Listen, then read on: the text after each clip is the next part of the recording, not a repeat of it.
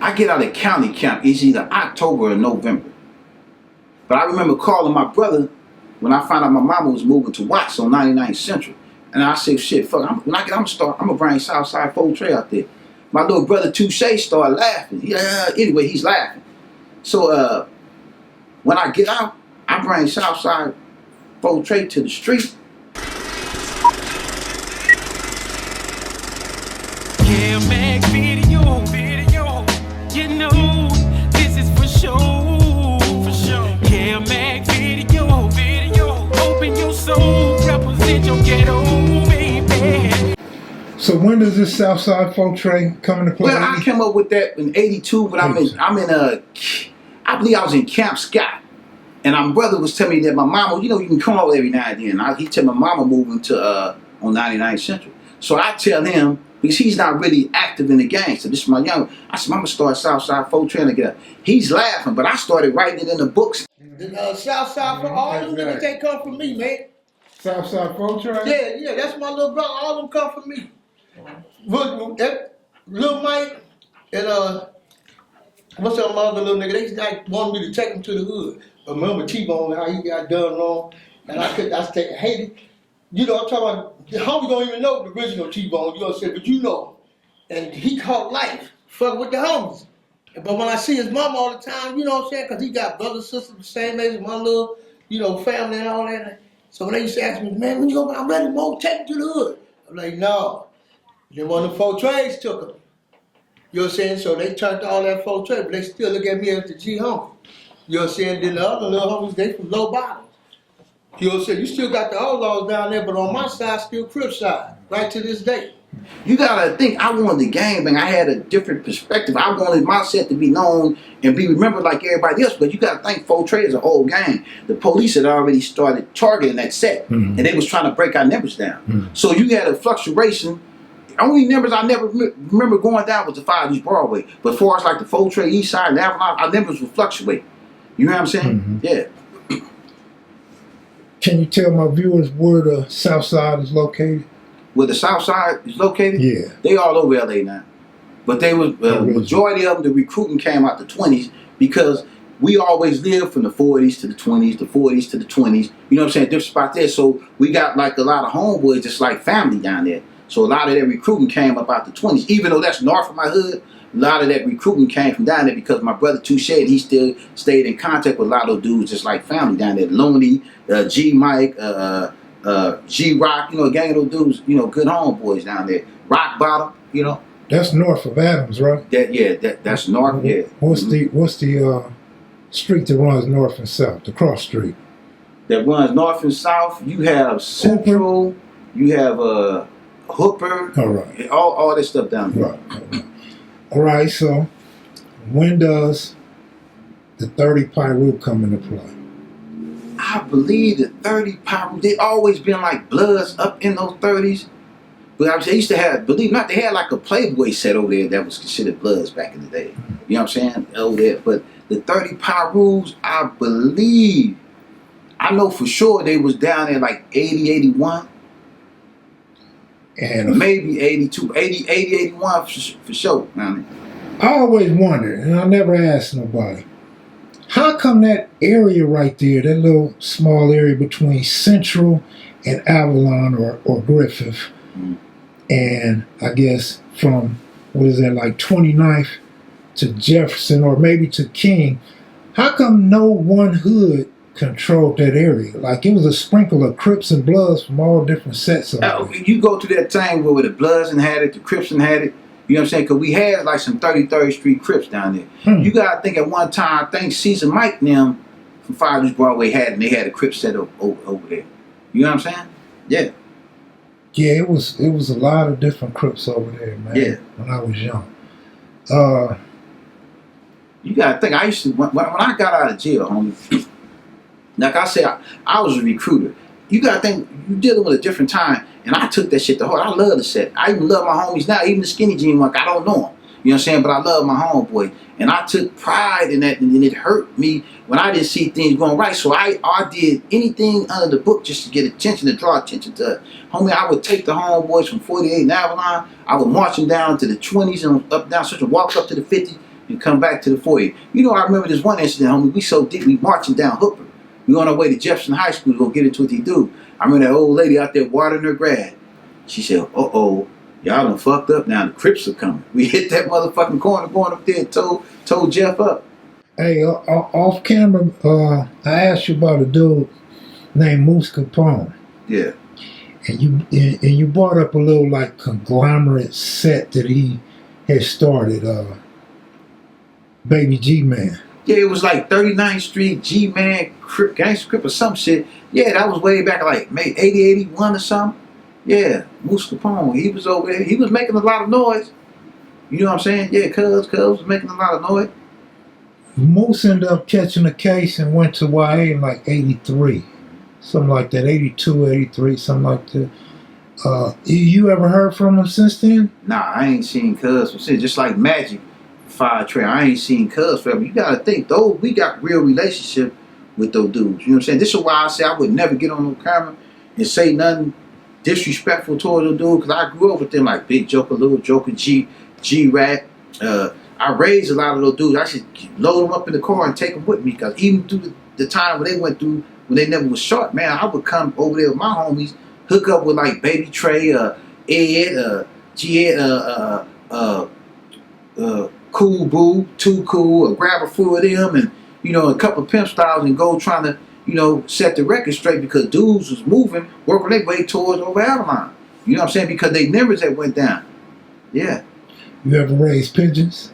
Nah, I never did that. I was a pole dude.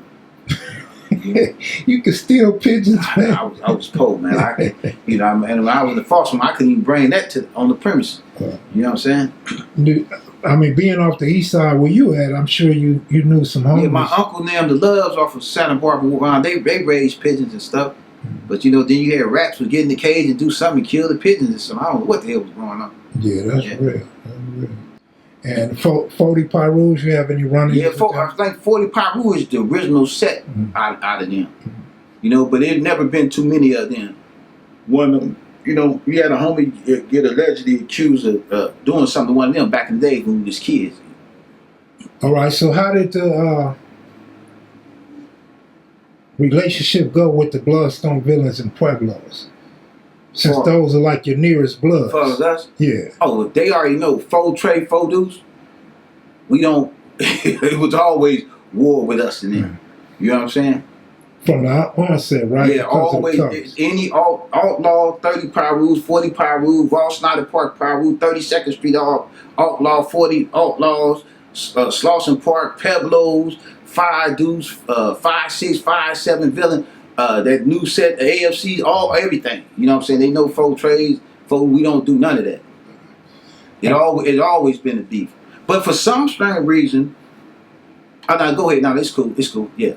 Now, what about the 4-8s? Tell me about the 4-8s. How does that come into play, and how do they get on y'all team? Well, actually, 4-8 always been a part of us, because the original 4-8 Crips was the ones we had on 47, 48, 49. But those little homies always been there, because we had a gang of 4 Tres that lived up in those part, like my homie Scrappy family, not third place, rest in peace Scrappy, but we had Big Scrappy and Little Scrappy and Baby Scrappy and the other 4-7 Central and Hooper Scrappy. But you always had 4 Tres up in there, so those dudes always been a part of us. So was it 4-8 hustlers at first? No, they never was hustlers. You had some 4-8 pimps on the other side of Central. Those dudes always been 4-8 Crips from the time they existed. The ones that you see now, they always been there. Then you had like the 4-7 hustlers and the 4-8 pimps. You had 50th Street hustlers. All those dudes gravitated to 4 Tre, later on, because the movement that was going down there. Right. So what's the 4-pack? Well, I don't. That's that new thing that happened. I think I've been gone for 26 years. That happened while I was in the Fed. I really don't know. It still have to do with the alliance amongst all of us, which is 4 Tre, 4 deuce, definitely 4 deuce, 4-8, Southside 4 deuce. That's all all combined. I guess it's just another little twist they put to the name. Like when I went to jail, the homies, Nito and them had started that the gangster movement. You know what I'm saying? That was the thing, gangster movement coast to coast. But now it's everywhere with that. That wasn't a Scrappy creation? Scrappy took part in that. Him and Toe, you know, they was road dogs back then. He the first one I heard pushing that. Yeah. That was a beloved, good, solid homeboy. Miss him, man. Miss him to death. Good homeboy. So you got the photos and 4-8 behind you. Oh, well, Talk about that.